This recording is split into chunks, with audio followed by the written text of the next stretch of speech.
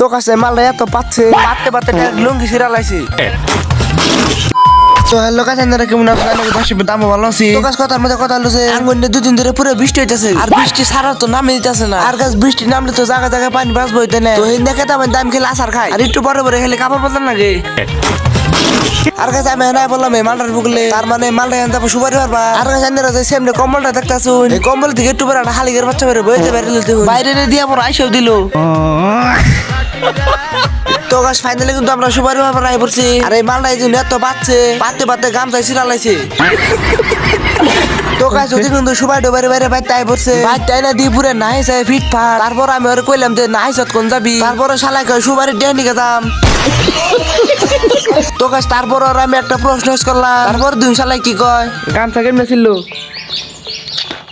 পা দিছি। তো কাছে আমার ব্লগটা যদি ভালো লাগে থাকে লাইক করে তার লগে একটা ফলো করবেন। তো ভাই ব্লগটা নিয়ে শেষ।